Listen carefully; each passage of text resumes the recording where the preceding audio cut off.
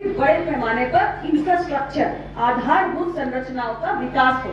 तो उत्तर प्रदेश में इस दृष्टि से भी पिछले कुछ वर्षों में हमारे पिछले 10 वर्ष केंद्र सरकार के रहे और 7 वर्ष हमारे 8 वर्ष के लगभग हमारे उत्तर प्रदेश की राज्य सरकार के रहे और दोनों सरकारों के प्रदेश और केंद्र के समन्वय से बड़े पैमाने पर इंफ्रास्ट्रक्चर का विकास हुआ। मैं कहूंगी कि विश्व स्तरीय इंफ्रास्ट्रक्चर हमारे यहाँ बन रहा है, चाहे आप सड़कों का नेटवर्क देख लीजिए, सबसे बड़ा रेल नेटवर्क देख लीजिए, सबसे बड़ा मतलब आज उत्तर प्रदेश के लिए हम कहते हैं कि सर्वाधिक एक्सप्रेसवेज वाला राज्य है। पूर्वांचल एक्सप्रेसवे देख लीजिए, लिंक एक्सप्रेसवे गोरखपुर का देख लीजिए, बलिया लिंक एक्सप्रेसवे देख लीजिए, गंगा एक्सप्रेसवे देख लीजिए, इतने सारे एक्सप्रेसवे हैं कि आज उत्तर प्रदेश को हम कहते हैं कि ये हमारा सबसे ज्यादा एक्सप्रेसवेज वाला राज्य बन चुका है। इसी प्रकार मेट्रो यानी जिसे मॉडर्न ट्रांसपोर्ट सिस्टम कहते हैं, मेट्रो भी हमारे यहाँ कई शहरों में 5 शहरों में लगभग विकसित हो चुकी है, कई अन्य में प्रपोज्ड है, उस पर काम चल रहा है।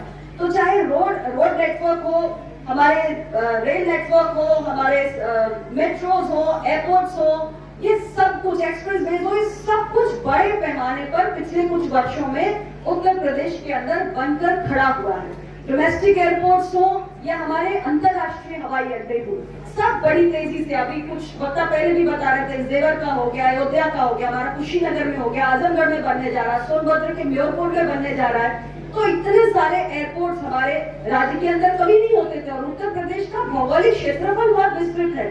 देश का मैं समझती हूँ कि लगभग 4था या 5वां सबसे बड़ा राज्य है। तो प्रदेश के एक कोने से दूसरे कोने में पहुंचने के लिए हमको क्या चाहिए? हमको बहुत फास्ट कनेक्टिविटी चाहिए, यानी कम समय में हम उत्तर प्रदेश के अंदर भ्रमण कर सके।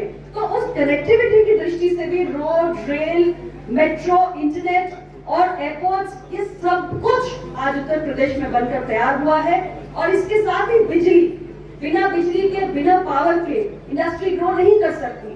तो आपको लॉ एंड ऑर्डर भी है, इंफ्रास्ट्रक्चर है, पावर है और मैन पावर तो है ही। यानी यहाँ पर तो आपके पास हमारी इतनी बड़ी आबादी है, 26 करोड़ की आबादी, देश में सबसे बड़ी आबादी उत्तर प्रदेश के पास है।